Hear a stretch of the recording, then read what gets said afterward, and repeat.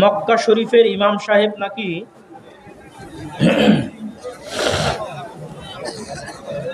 সূরা ফাতিহা শেষে হুজুর আমি মসজিদে এসে নামাজে রুকু অথবা সিজদা পেলাম কিন্তু সূরা ফাতিহা পড়তে পেলাম না, তাহলে আমাকে কি পরে এই রাকাত নামাজে পড়ে নিতে হবে না হবে না? রুকু পেলে রাকাত হয়ে যাবে সূরা ফাতিহা না পেলে। রাসূল সাল্লাল্লাহু আলাইহি ওয়াসাল্লামের সালাত বনাম প্রচলিত সালাত নামে একটা বই আছে শাইখ আব্দুর রাজ্জাক বিন ইউসুফের। সালাতের সব মাসালা সূচিপত্র পড়লেও নামাজ ঠিক হয়ে যাবে। বইগুলো কোন দিকে পাওয়া যাচ্ছে? হাতের বাম পাশে, স্টেজে হাতের বাম পাশে বই আছে। কেউ যদি কিছুই না নিয়ে যান, 20, 25 কি 30 টাকা দাম, আমার জানা নাই, মাসিক আলাইতে চান অবশ্যই নিয়ে যাবেন। 30 টাকা, তাই না? কিছুই যদি না নিয়ে যান, আপনার পেঁয়াজি পুরি খাওয়ার খরচ দিয়ে, আজকে তো জালসায় যারা এসেছেন সবাই কোথাও না কোথাও পেঁয়াজি বন্ধু বান্ধব বাটা মাদ্রা খেয়ে টাকাটা নষ্ট করেছেন, মাসিক আলাইতে চান নিয়ে যান। আপনাদের এমপি সাহেব বক্তব্য দিল ইকরা, ইকরা মানে পড়া, মানে উনি বললেন হেদায়েত শুরু হবে পড়া দিয়ে, তো না পড়লে কিসের হেদায়েত? পড়তে হবে। তাশাহুদ পড়ার সময় শাহাদাত আঙ্গুলি কেউ কেউ 2 বার 1 বার ধারাবাহিক নাড়াতে থাকতে হবে। যে ব্যক্তি জর্দা বিড়ি সিগারেট গুল খায় তার পিছনে সালাত হবে কি? ওই ইমামকে পরিবর্তন করতে হবে। পরিবর্তন না হলে পাশের মসজিদে যেতে হবে। আশেপাশে ভালো কোনো মসজিদ এরকম না থাকলে বাধ্যগত অবস্থায় তার পিছনে সালাত পড়া যায়। আমাদের পরিচয় তো মুসলিম, তাহলে বিভিন্ন নামে নিজেদের সম্বোধন করি কেন? বৈশিষ্ট্যগত নাম বলা যায়। সাহাবীরা মুসলিম হওয়ার পরও আনসার, সাহাবীরা মুসলিম হওয়ার পরও মুহাজির।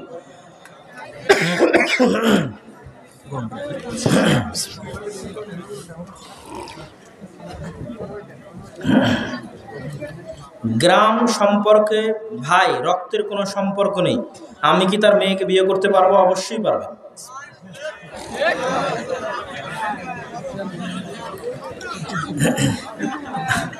আপনি বগুড়ায় বলেছেন ব্যাংকে সুদ ছাড়া টাকা রাখা যাবে, কিন্তু ব্যাংক তো ওই টাকা দিয়ে অন্যজন থেকে সুদ নিবে।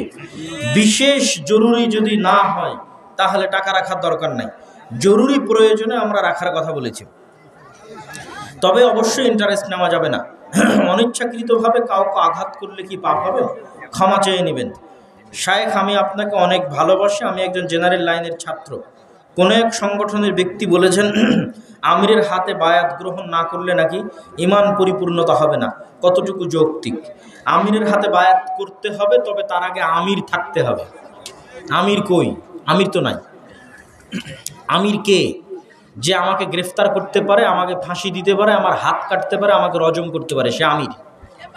সে হচ্ছে আমিরুল মুমিনিন, আমিরুল মুজাহিদিন। এই আমির যখন আসবে তখন ওই আমিরের হাতে বায়াত করতে হবে। আর এখন আপনার বায়াত আপনি চাইলেও না চাইলেও প্রধান উপদেষ্টা ডক্টর ইউনূসের কাছে করা আছে। আর আপনি জামাতবদ্ধ থাকবেন কি দিয়ে? 5 ওয়াক্ত সালাত মসজিদে আদায় করার মাধ্যমে। বিতের সালাত প্রতিদিনই দোয়ায়ে কুনুত পড়তে হবে। সেটি কি রুকুর আগে বুকে হাত বেঁধে না কি রুকু থেকে উঠে? দুটিই করা যায়, দুটির হাদিস আছে। শায়েখ আসসালামু আলাইকুম, মসজিদের সাথেই সরাসরি পাকা কবর, তার মাঝে কোনো দেয়াল নেই এবং মসজিদের সামনের দেয়ালে কাবা ঘরের ছবি রয়েছে।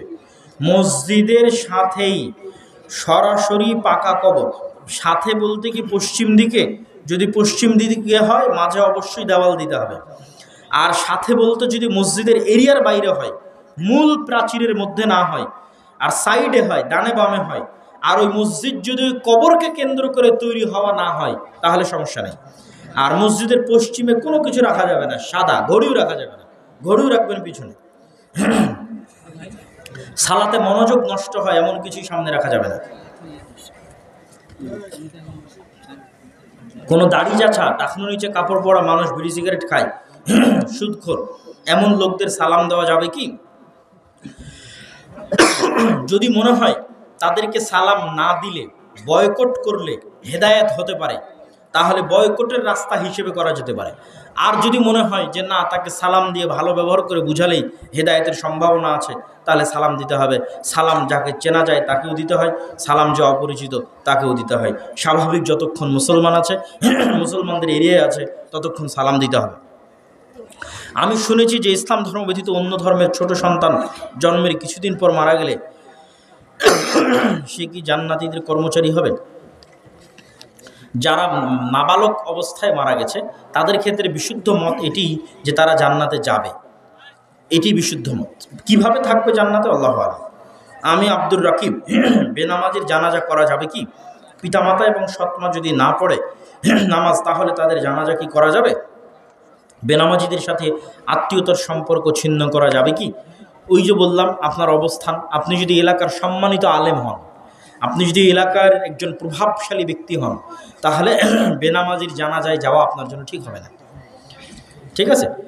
তবে আপনি যদি এমনি স্বাভাবিক একজন মানুষ হন, তাহলে কাউকে না কাউকে তো ওই ব্যক্তির জানাজা আদায় করে কাফন দাফন করতে হবে। স্বাভাবিক মানুষেরা তাদের জানাজা করে কাফন দাফন আদায় করবে, মানুষ তার অবস্থা অনুযায়ী সিদ্ধান্ত নেবে। আপনি যদি আপনার বাবা মা সালাত আদায় করে না, মনে করেন সম্পর্ক ছিন্ন করলে তাদেরকে সালাত আদায় করানো যাবে, তাহলে পরিপূর্ণ সম্পর্ক তো বাবা মায়ের সাথে ছিন্ন কখনই করা যাবে না, মুশরিক হলো কাফের হলো, তাহলে হয়তো একটু দূরে দূরে থেকে তাদেরকে সালাতের বিষয় বলে তাদেরকে আনা গেল, এটা একটা বিষয়। আর যদি মনে হয় না ভালো ব্যবহারের মাধ্যমে হেদায়েতের দিকে আনা যাবে, তাহলে নামাজ না পড়লেও তাদের সাথে ভালো ব্যবহার করে, তাদের সাথে উত্তম আচরণ করে তাদেরকে হেদায়েত করার চেষ্টা করতে হবে। এই বিষয়গুলো কনটেক্সটের উপর নির্ভর করে, সোজা সাপটা কোনো উত্তর দেওয়া যাবে না। আপনি কোন পরিস্থিতিতে আছেন, কোন পরিবেশে আছেন, আপনার জন্য কোনটা কার্যকরী হবে ওই ব্যক্তির হেদায়েতের জন্য সেটাই করতে হবে। আল্লাহ সুবহানাহু ওয়া তাআলা আমাদেরকে সঠিক বুঝার, জানার ও মানার তৌফিক দান করুক। সবাই বৈঠক শেষে দোয়া পড়ি। সুবহানাকা আল্লাহুম্মা ওয়া বিহামদিকা আশহাদু আল্লা ইলাহা ইল্লা আনতা আস্তাগফিরুকা ওয়া আতুবু ইলাইক। আসসালামু আলাইকুম ওয়া রাহমাতুল্লাহি ওয়া বারাকাতুহু।